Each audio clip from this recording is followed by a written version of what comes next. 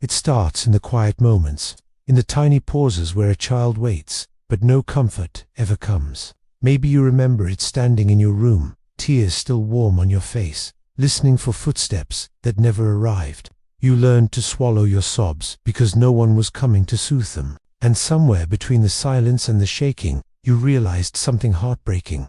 You were on your own.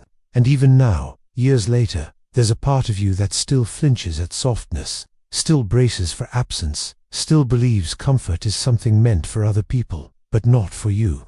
Let me tell you something few people ever understand. A child who grows up without comfort doesn't just learn to be strong, they learn to disappear.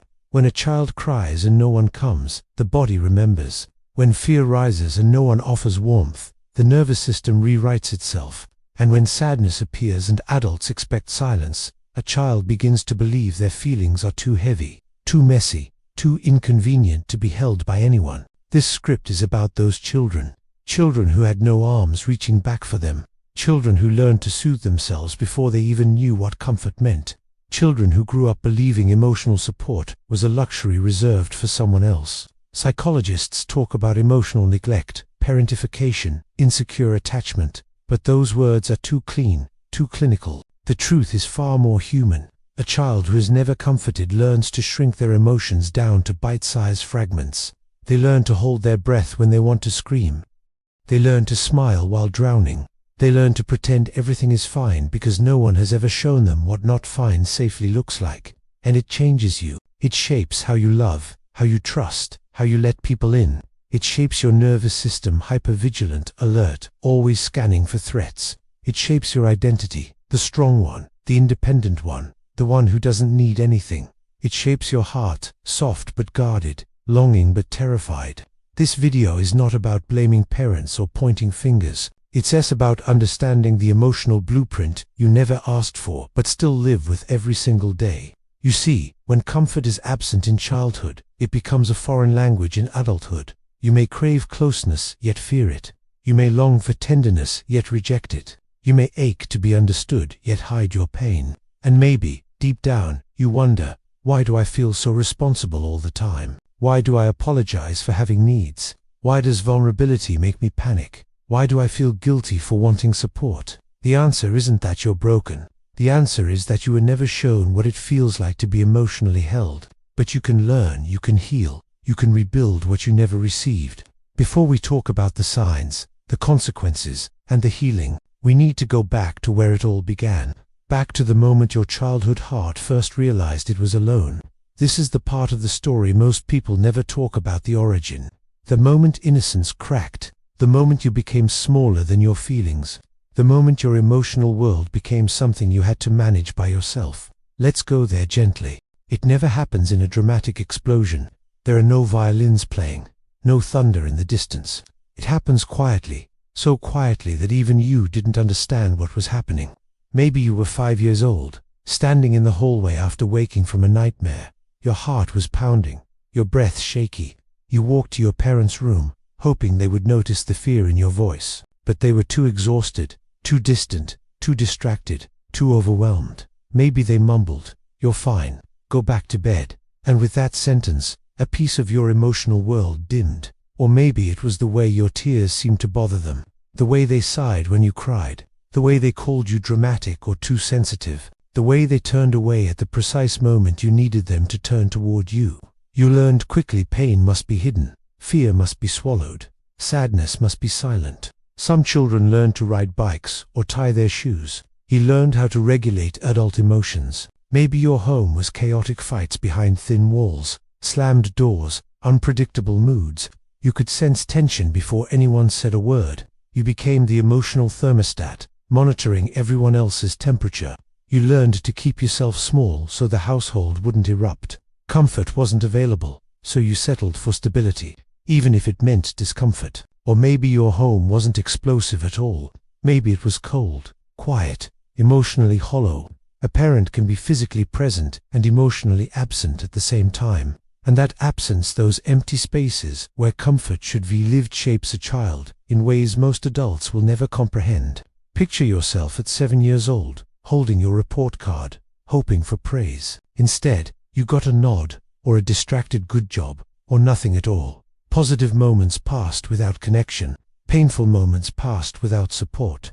You were living in an emotional desert, and your heart learned to crave less because craving more hurt too much. There's a moment every child who grew up without comfort can remember, not with words, but with sensations. A heaviness in the chest, a tightening in the throat, a sting behind the eyes, followed by numbness. That numbness wasn't natural. It was survival. You had to grow up earlier than you should have. You had to self-soothe before you understood the meaning of the word soothe. You had to carry emotions that were far too big for your tiny hands. This is where hyper-independence begins, not as a personality trait, but as a defense mechanism. You stopped asking for help because you learned help wasn't coming. You stopped expressing feelings because you learned feelings made you a burden.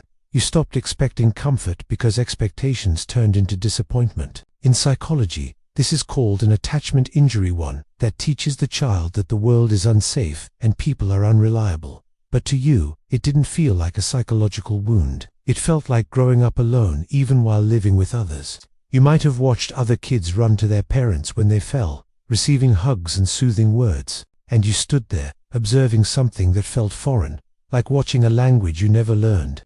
That must be nice, you might have thought without realizing it. That must feel safe. By the time you reached adolescence, the transformation was complete. You weren't a child anymore. You were a self-contained universe, a walking fortress, a heart wrapped in armor. People admired your maturity, your independence, your strength. No one realized these weren't strengths, they were scars. And beneath it all was the child who never stopped waiting for someone to come, to notice, to hold, to ask, "Are you okay?" But no one came. Not because you were unlovable, not because you were too much, but because the adults in your life didn't know how to comfort you. They may have never been comforted themselves. This is where the story begins, and this is why you are the way you are. When a child grows up without comfort, the effects don't disappear with age. They simply evolve quietly, subtly, invisibly into adulthood. You don't carry the absence of comfort as a memory. You carry it as a way of being, and it shows up in places you never expect. You might find yourself apologizing for your emotions, even the small ones, as if feeling something is an inconvenience to the world. This is because you learned early on that your tears made others uncomfortable, that your sadness was something you had to manage alone. So now, when emotions rise, you instantly feel guilty, as if you're breaking some invisible rule. You often downplay your pain. Someone asks how you're doing and you respond with, "I'm fine," even when there's a storm inside you. Not because you want to lie, but because vulnerability still feels dangerous. The part of you that was never comforted still believes your emotions are too heavy for anyone else to hold. You might notice you become the caretaker in relationships, the dependable one, the listener, the anchor. People lean on you because you radiate stability. But secretly, you wish someone would lean back toward you with the same softness. Yet when someone actually tries to care for you, you freeze. You don't know how to receive comfort because no one ever taught you how. There's also a specific kind of loneliness you carry, not the loneliness of being alone, but the loneliness of being unknown. You could be surrounded by people who love you and still feel a hollow silence inside her, feeling that no one truly sees the parts of you that learn to suffer quietly.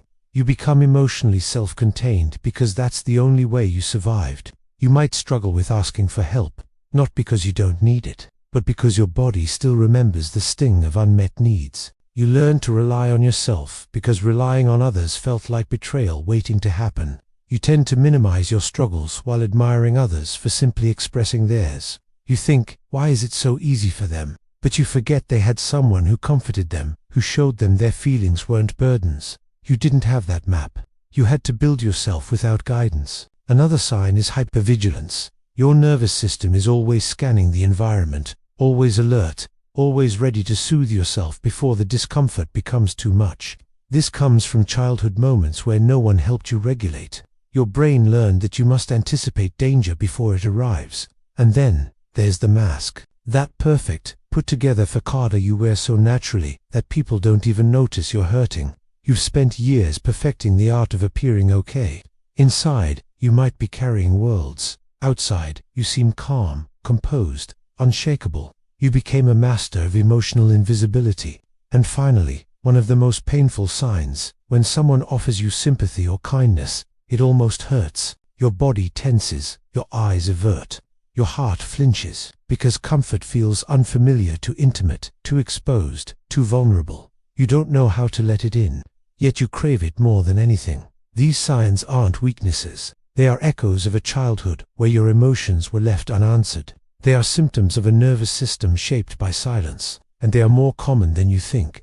What happens to a child who is never comforted? Psychology has answers, gentle, compassionate answers that validate everything you've ever felt. Researchers in attachment theory, including John Bowlby and Mary Ainsworth, discovered that children need attuned, responsive caregivers to build secure emotional foundations. When comfort is absent, the brain adapts, not because the child is flawed, but because the environment demands it. Studies from the Journal of Personality and Social Psychology show that emotional neglect leaves neurological fingerprints. The amygdala, the brain's fear center, stays overactive.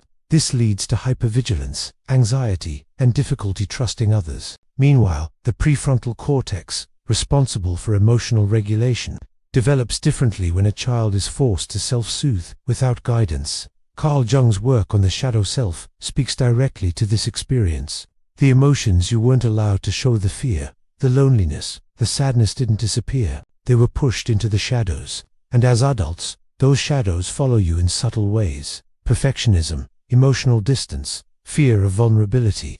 Neuroscientists at UC Berkeley have shown that chronic emotional suppression disrupts the body's stress response. Over time, this leads to what psychologists call compassion fatigue, not in the sense of caring for others, but in the sense of carrying your own emotions without relief. Mirror neuron research is also revealing. Comforted children learn emotional regulation by watching the calm responses of caregivers. Uncomforted children have fewer opportunities to absorb this soothing template, so their adult relationships become trial and error experiments in intimacy. The concept of locus of control, often studied in developmental psychology, also shifts. Children who are never comforted develop an external locus of control. They believe their emotions depend on unpredictable external factors. This creates a lifelong battle between wanting comfort and distrusting it. And then there's attachment, avoidant attachment, anxious attachment, disorganized attachment. These aren't labels. They're survival strategies that began the moment your childhood tears met silence instead of safety. Everything you struggle with, today's hesitation to ask for help, difficulty receiving love, emotional numbness, is not your fault. It's your nervous system, shaped by years of adaptation. You weren't comforted, so you became your own comfort. Not because you wanted to, but because you had to. Here's what no one tells you about growing up without comfort. You don't just lose comfort. You lose the belief that you deserve it. You grow up thinking your emotions are too much. You grow up believing your needs are inconveniences. You grow up assuming the safest thing you can do is stay quiet, stay strong, stay small. And that belief becomes the architecture of your adult life. The dark truth is this: children who were never comforted often become adults who can't rest. Even when the world around you is calm, your mind is still bracing for impact.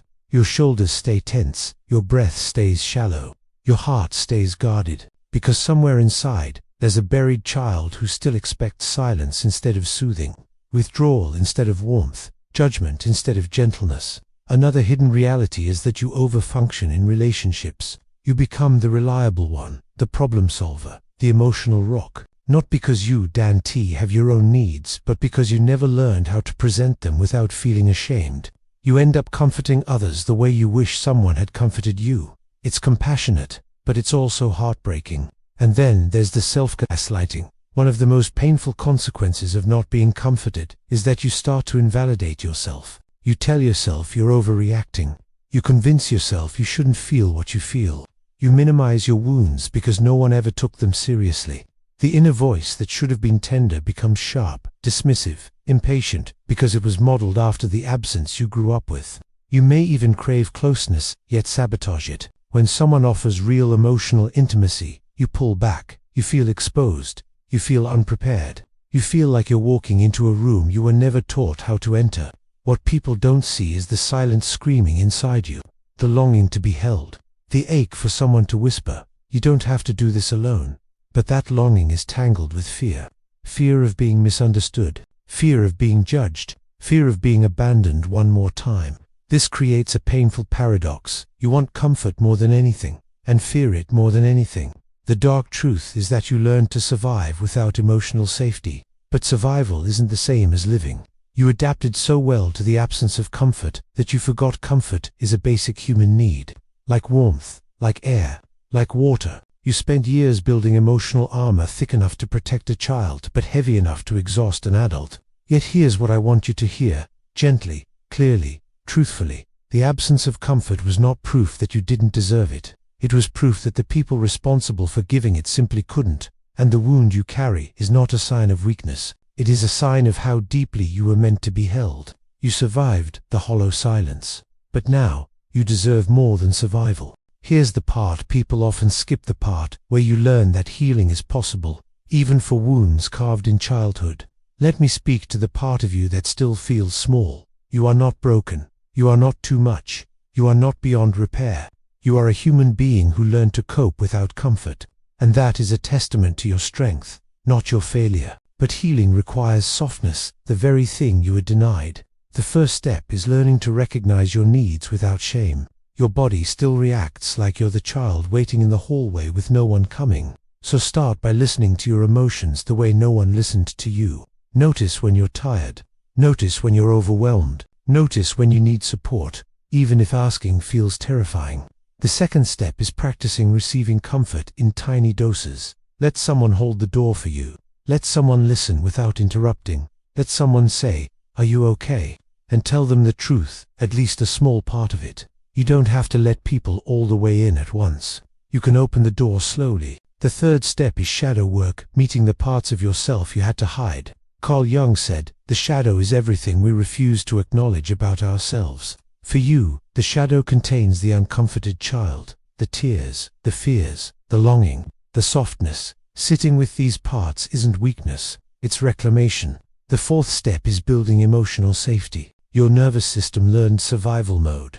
It can learn calmness too. Gentle practices help. Slow breathing, grounding your feet on the floor, speaking to yourself like you would to a scared child, telling your heart, "I'm here now. I won't abandon you." And finally, the fifth step, allow yourself to redefine strength. Strength is not silence. Strength is not independence to the point of isolation. Strength is not pretending you don't need anyone.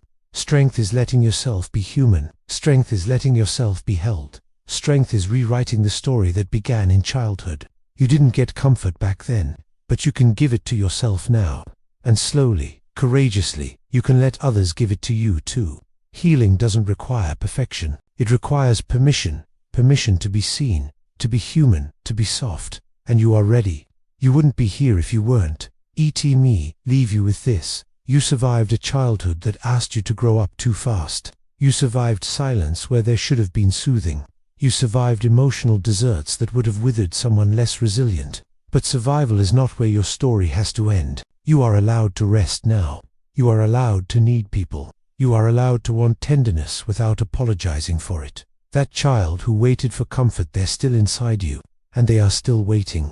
But this time, they're waiting for you, not for the parent who never came, not for the comfort that never arrived, but for the adult you have become, the one who can finally say, "I'm here, I'm listening, you're safe." Your past shaped you, but it does not have to define your future. You can rewrite the ending. You can become the comfort you never received. You can let others meet you where your childhood was left empty. You never had a childhood filled with safety or soothing, but you still have a future. And this time, you get to write it with gentleness, with awareness, with truth.